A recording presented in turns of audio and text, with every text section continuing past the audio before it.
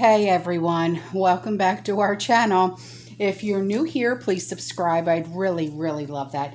If you're returning, how you doing? Well, this was just sent to me, and what is it? What is it with the CCP? You know, we're as Americans, we're trying our hardest. We really are. And especially when it comes to agriculture and our farmers, okay? We're trying, all right? And it seems like no matter how many steps we get ahead, right? Boom. Kick us back 20 steps. So American farmers are asleep as a thief strips machinery, barn, bins, and fields of all valuables, right? And then returns for more. Like a bully. Remember that bully in middle school?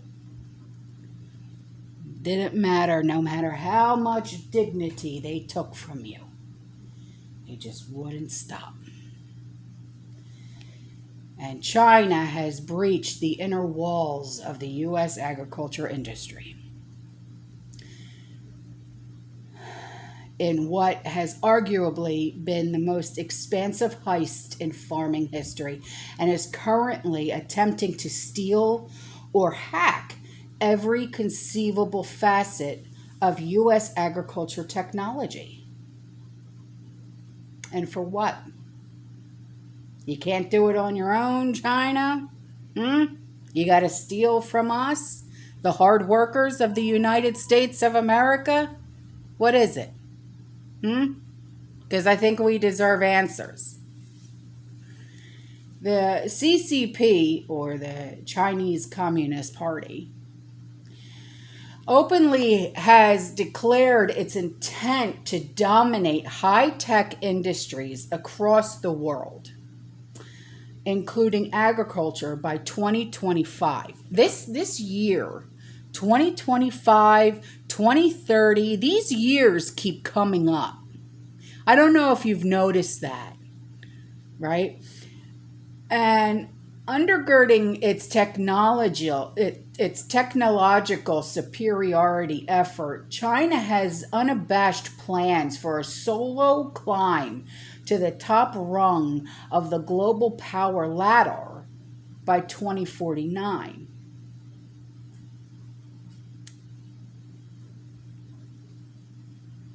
International dominion. So what you want to be the top dog here?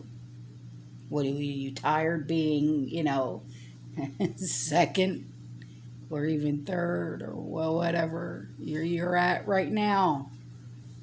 All right. Jesus God. In order to fuel its ascendance to the CCP is engaged in widespread theft, cyber hacking.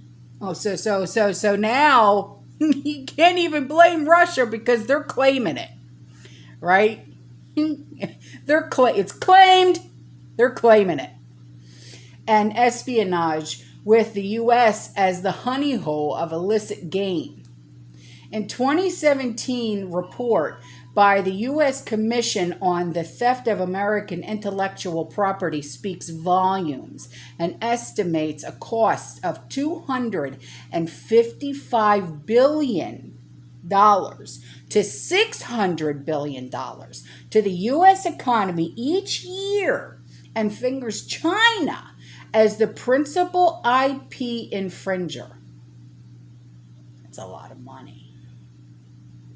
In 2020, the Federal Bureau of Investigation, or FBI as we know it, acknowledged multiple espionage benchmarks. A new China-related counterintelligence case opens every 10 hours. Whoa. Over half of all active FBI counterintelligence cases involve China. That should tell you something right there, man. you know? And across the last 10 years, economic espionage with links to China jumped by almost 1,300%.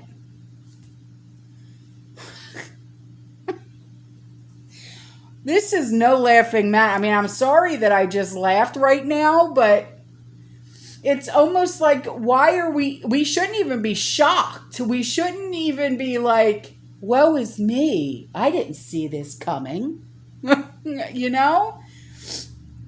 Over the past decade, China has appropriated trillions of dollars in sophisticated U.S. technology with a keen interest in the latest advances in the agriculture industry. In 2013 and 2015, Chinese nationals were nabbed in flagrant delicto by whatever that, I don't even know what that is, by federal authorities attempting to transport pilfered corn and rice seed to China. However, as the arrests and prosecutions made national headlines, the hard evidence remained ignored. Well, that's no friggin' surprise. Based on a cursory examination of the CCP's espionage footprint, the seeds thefts were merely emblematic and represent the tip of the iceberg. Beijing is looting the American farm. In 2011, when Mo Halong, it's Hailong, the U.S. Director of International Business for Beijing Dabinyong, it's Dabinyong Technology Group, was spotted crawling through Iowa corn rows in 2 separate incidents. What? Like, seriously crawling? Was it the watermelon crawl? Pocketing Pioneer and Monsanto seed corn, the curiosity spurred a multi-year FBI investigation and revealed Halong was mailing high-valued seed to a relative in China. Whoa! Halong and several Chinese cohorts were arrested in 2013, attempting to board a plane for China, and their luggage contained a purloined proof of old-school crime. Hidden beneath a facade of microwave popcorn bags and Subway napkins, authorities found hundreds of seed samples. Okay, you know what? Why couldn't they just go to Lowe's or Home Depot like we do and just buy up packets? I mean, I'll shut up. Halong received 36 months in prison. At least 5 years prior to the arrest, documents revealed high-quality praise from China regarding Halong's stolen seeds, suggesting the total haul was massive. Oh, boy. Okay, this name I'm not even going to try and pronounce, so I'll just spell it out for you, okay? Because I know that you guys like to take what I tell you and research it for yourself. So it's, the first name is Weiqiang, and then the last name is Zhang, right? This person studied biotech crop production at Kansas State University, obtained a doctoral degree in rice genetics at Louisiana State University, and gained employment at Ventria, Kansas-based private biopharmaceutical corporation using GMO rice in production of recombinant proteins as a seed breeder. They also gained access to a climate-controlled seed room and stole samples representing $75 million in research. He then used USDA letterhead to send counterfeit letters to 6 crop research colleagues in China, inviting them on a tour of Ventria and several more U.S. agricultural stops. The delegation brazenly showed in 2013 and made the rounds, including Dale Bumper's National Rice Research Center in Stuttgart, Arkansas, where Zhang's main compliance, Wengui, at Wengui, Yan, worked as a research geneticist, but were seized by U.S. Customs agents during a routine luggage inspection that found hundreds of seeds, including corn, rice, soybeans, and wheat. Zhang was sentenced to roughly 10 years in prison. In 2008, Hayato, it's Haitao, Zhang, Xiang, began working for Monsanto as an imaging scientist at the Climate Corporation. A key digital part of the Climate Corporation's big data platform was proprietary algorithm tagged the Nutrient Optimizer. He was nabbed with a one-way ticket to China at the airport, allegedly with a micro SD card copy of the algorithm in 2017. The corn, rice, and algorithm cases grabbed headlines, but their significance is suggestive of what lies beneath, i.e., they showcased a fraction of theft incidents. It's fair to label these cases as tip of the iceberg or tip of the dinner fork, says Colonel retired John Mills, a national security professional and former director of cybersecurity policy, strategy, and international affairs at the Department of Defense. I mean, they are a drop in the bucket. For so long, U.S. counterintelligence has been focused on Russia. This is what I've been saying. Russia, Russia, Russia, right? But no, it's China, China, China. Yet China presents a threat many orders of magnitude greater. China's is intent on cataloging seed and DNA on a vast scale, and they've spent at least 10 years vacuuming up every piece of tech from every sector in the U.S. You can be absolutely certain agriculture is right up there at the top, and this is happening right now. With 1.4 billion mainland citizens at the supper table, China is desperate for more farmland. Although Chinese President Xi Jinping rarely wastes a speech opportunity without mentioning food security, China is number one AG commodity importer worldwide. Significantly, soybeans rate as the number 2 import annually, bookended by commercial aircraft and automobiles. China's agriculture minister recently announced the country will expand its farmland, explains journalist and documentary filmmaker Lance Crayon. It's Crayon, like crayon. Adding that China's plan is to have farmland the size of Ireland by the end of 2021. And because the goal was announced, it will be achieved? Oh, hell to the no. However, revamping 16.5 million acres into farmland in 2021, indeed roughly equivalent in size to Republic of Ireland, pales in comparison to the overall plan.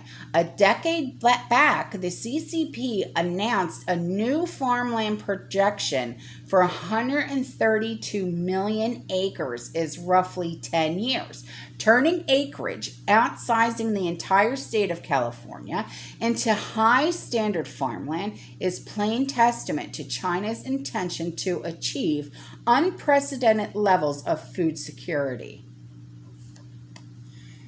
Whoa. Further, in 2017, ChemChina dropped $46 billion on Syngenta, that's Syngenta, gaining access to transgenic seeds and crop protection products. The acquisition represents a single plank in China's platform to keep its base fed as it pursues an all-cost drive towards the acquisition of AG technology.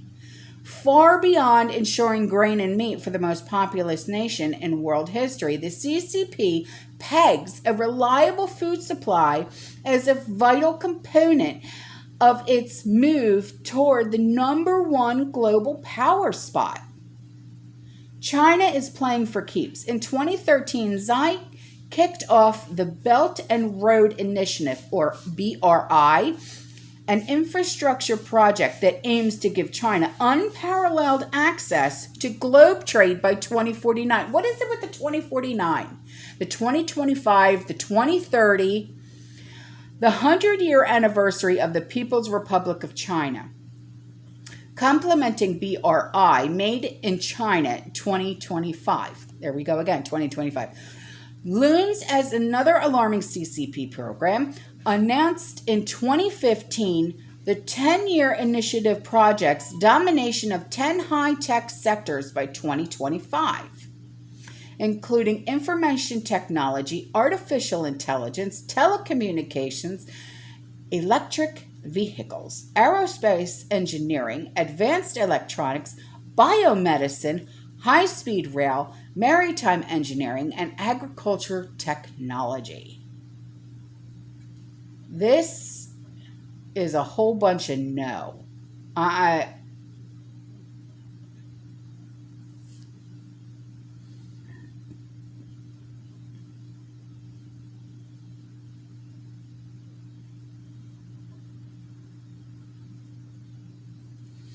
Additionally, Xi plans to modernize China's armed forces by 2035, on pace to rival the U.S. in the Indo-Pacific. Chinese military spending reached $252 billion in 2020, outpacing the military expenditure of any nation except the U.S. Significantly, Xi has an entire army command dedicated to cyber warfare. Cyber warfare. An entire army.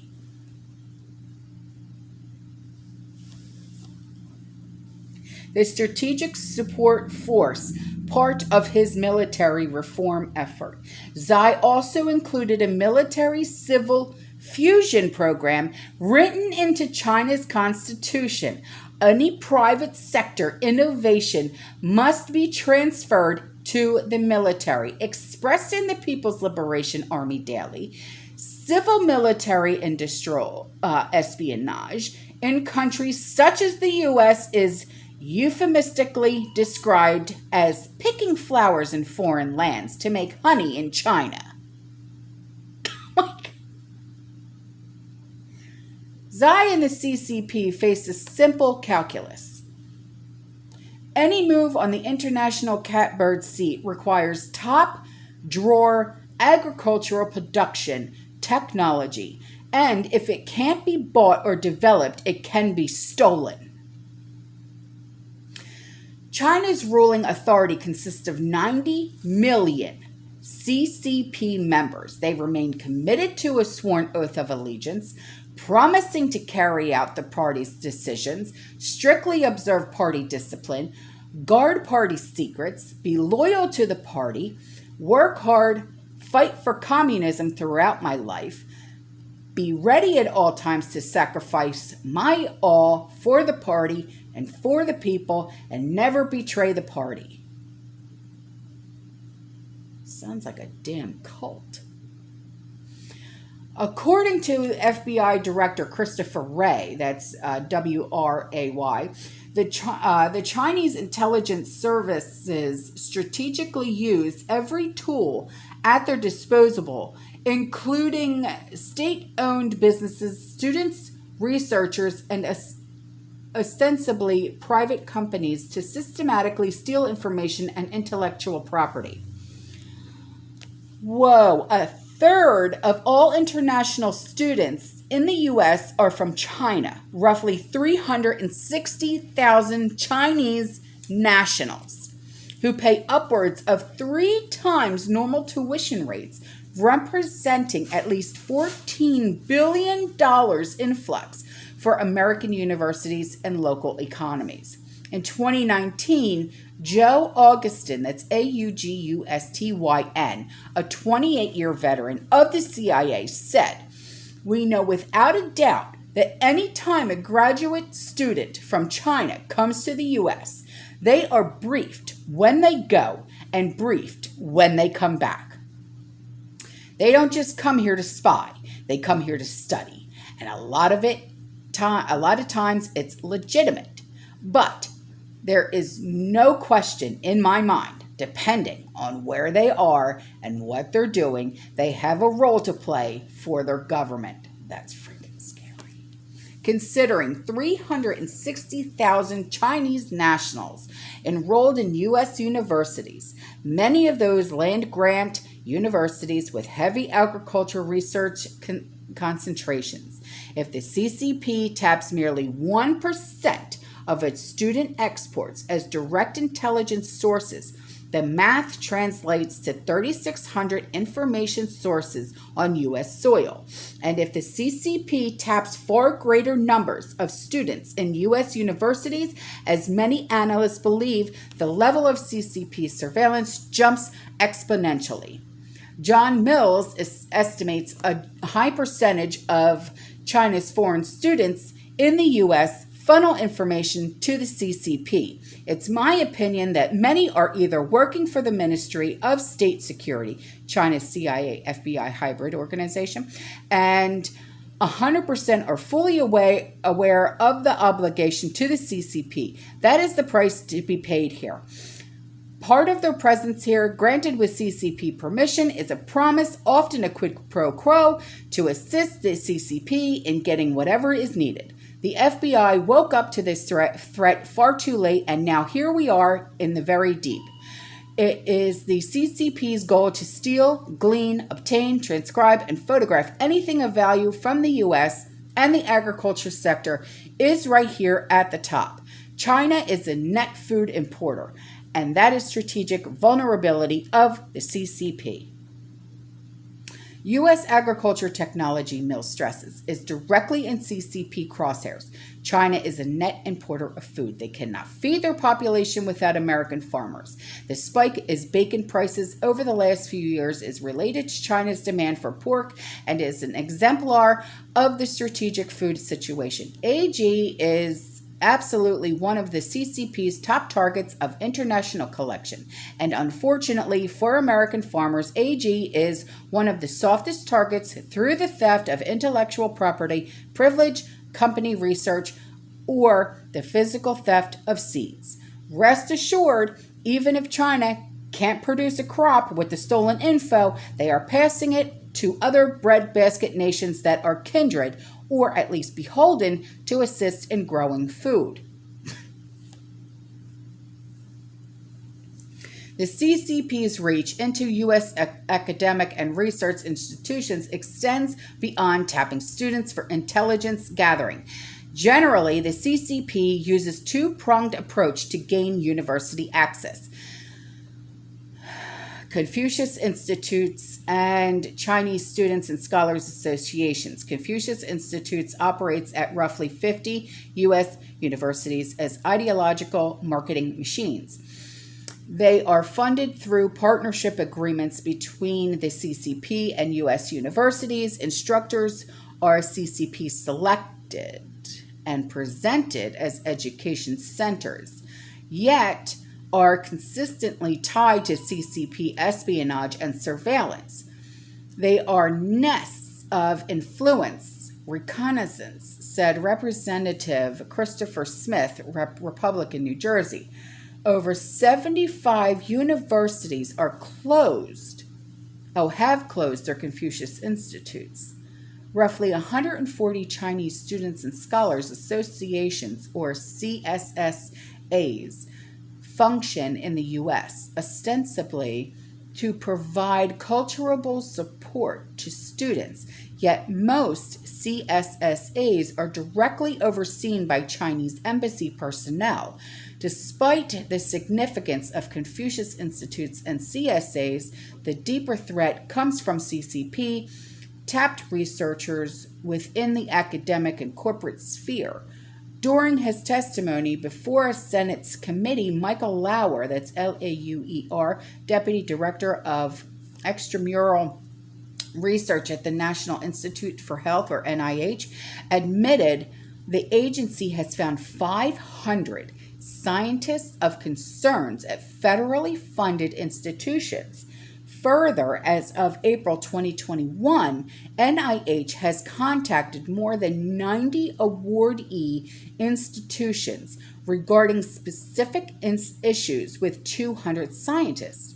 Lisa Aguirre, that's Aguirre, acting director of HHS's Office of National Security, also testified before the committee, echoing Lauer's concerns. Non-traditional collectors can include foreign researchers who have been recruited by foreign talent recruitment programs, cyber hackers, and foreign students who have been co-opted or coerced into spying for foreign governments and their intelligence services. The CCP relies on multiple recruitment programs designed to glean foreign technology. At the top of their technology recruiting effort is the 1,000 Talents Plan, utilized over the past 20 years to steal tech and data from research laboratories of all stripes. In 2019, a bipartisan congressional report offered a scathing review of the program. Senator Rob Portman, Republican, Ohio, offered sobering remarks and a damning conclusion.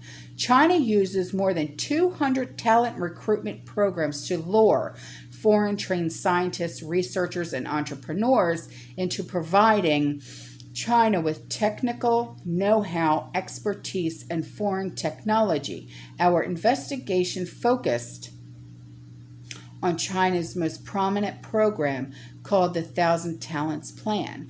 Launched in 2008, China designed the 1,000 Talents Plan to recruit 2,000 high-quality overseas experts by 2017. China dramatically exceeds its recruitment goal, recruiting more than 7,000 high-end professionals. 1,000 Talents Plan members typically received a salary and funding for their research from Chinese institutions, such as Chinese universities or research institutions, in exchange for the salary and research funding, which sometimes include what's called a shadow lab in China. Shadow lab. Members sign legally binding contracts with the Chinese institutions that typically contain provisions that prevent the members from disclosing their participation in the program.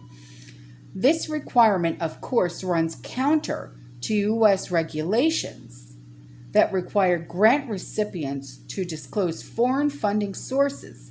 In effect, it incentivizes program members to lie on grant applications to U.S. grant-making agencies and to avoid disclosing their funding from Chinese institutions. China now wants to keep this quiet. Well, it's out now, ain't it?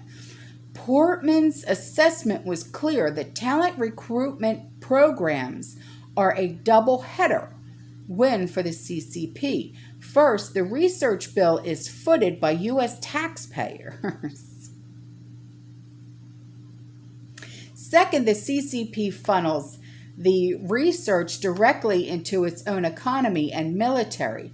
Case in point, after Texas A&M University land grant began pulling back the curtain, attempting to find out how many professors and researchers were involved with Chinese recruitment, the answer was jarring. From the Wall Street Journal, January 30th, 2020, when officials at the Texas A&M University system sought to determine how much Chinese government funding its faculty members were receiving, they were astounded at the results. More than 100 were involved with a Chinese talent recruitment program, even though only 5 had disclosed their participation.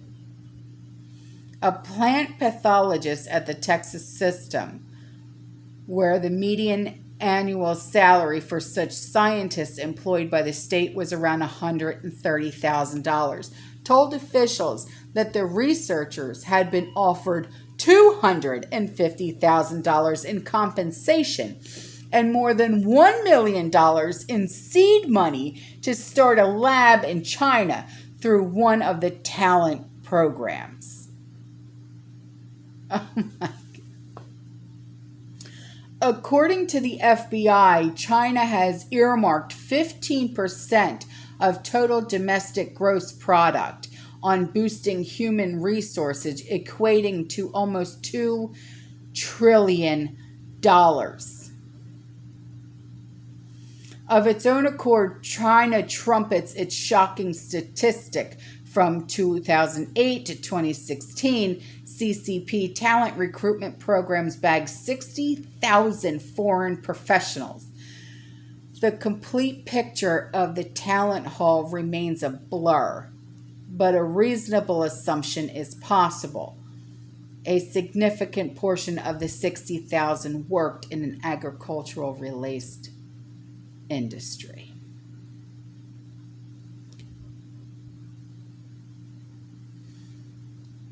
In March 2021, Representative Rick Crawford, a Republican from Arkansas, introduced the Agricultural Intelligence Measures, or AIM Act, H.R. 1625, intended to create an intelligence gathering office within USDA to leverage the capabilities of the intelligence community to ensure the Secretary of Agriculture is fully informed of all the imminent threats and American agriculture is safe from all threats, both foreign and domestic. This is highly specialized office would work to understand any efforts to steal U.S. agriculture knowledge and technology. In April 2021, pushed by Senator Tom Cotton, Republican Arkansas, the AIM Act was introduced in the Senate. The Chinese Communist Party wants to undermine vital American industries through sabotage and intellectual property theft. U.S. agriculture is no exception, Cotton said.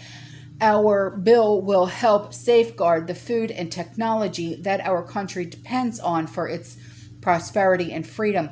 However, the AIM legislation arrives late in the game. The CCP, for at least the past 20 years, seemingly has treated U.S. agriculture as a veritable grocery store, shoplifting food staple technology with almost no penalty.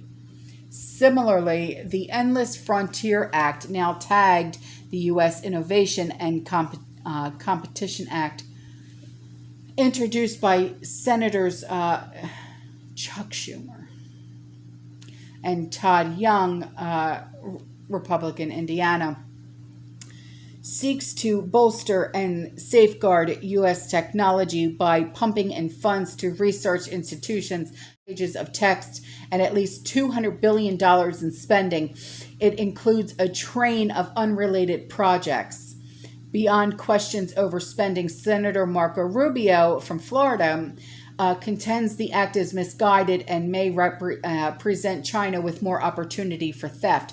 But imagine if you're trying to say, okay, so America is now going to spend $150 on research through universities that we, China, already have our claws in. That's great. We'll just steal it. Go ahead and spend your money and we'll steal your research. We get it for free, Rubio said. It's crazy. Yeah, he's right. As Crayon sees the CCP related horizon theft, the only solution that makes sense if you wanted to protect U.S. advanced technology would be to implement the same immigration and visa restrictions as China. If the U.S. doesn't hurry up and level the playing field, the American farmer will continue to suffer at the expense of an ambitious China. Has U.S. agriculture been asleep? I'd say most of the U.S. Industries have been asleep, certainly including agricultural mills ads. the CCP gave us a blueprint and announced they were going to take over high-tech industries and agriculture as right there on the list. They literally told the world what they're going to do. If a gang of thieves tells you they're going to steal your farm, you should believe them. Wow. Wow. Sorry this video was so long, but I mean, you know, oh, holy cow, guys.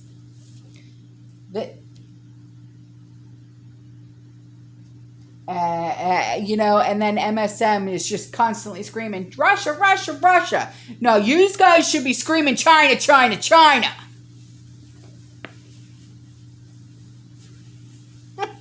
Holy shites. Whoa. All right. I love you. I'll see you in the next one. Stay safe. Stay positive. Keep prepping. Fear less if it's possible. You know what I mean? Bye.